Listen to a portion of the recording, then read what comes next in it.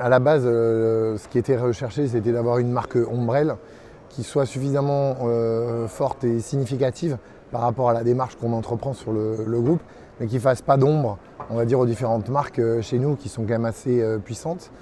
Et donc le côté Rebirth, c'était de pouvoir redonner naissance à des marques iconiques, historiques, de pouvoir redonner naissance aussi, ça c'est la seconde étape, à tout ce qui est matériaux, nouvelles technologies, et donner un petit peu un sens, on va dire, de roue, puisque on est avant tout dans le vélo, et donc la renaissance, en fait, c'est un mouvement circulaire.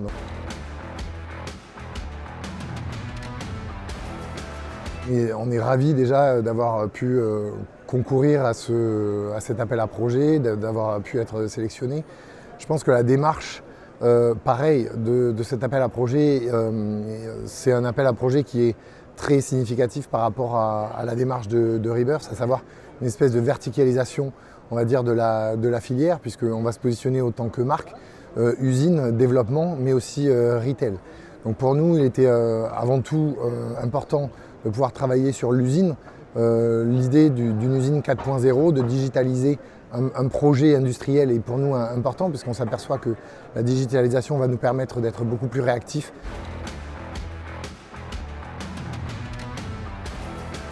L'intérêt aussi de la reprise de Cycle Europe était dans la reprise aussi de ce réseau de magasins Vélo et Oxygène. Donc le réseau Vélo et Oxygène, je le rappelle, est un réseau d'affiliés. On comporte aujourd'hui 95 magasins. L'idée, c'est de pouvoir aussi être plus proche de ces magasins, de leur apporter du support. Et voilà, ce sont nos ambassadeurs sur le terrain, donc à nous de bien les traiter. En parallèle de ça, décembre 2024, on reprend le réseau Au Vélo qui est plutôt un réseau de méga-stores en périphérie, 11 magasins, entre 600 et 1500 mètres carrés de surface de vente. Ça va aussi faire partie de ce travail-là, de pouvoir aussi consolider avec le réseau Vélo et Oxygène et d'avoir, on va dire, un maillage avec des formats de magasins différents.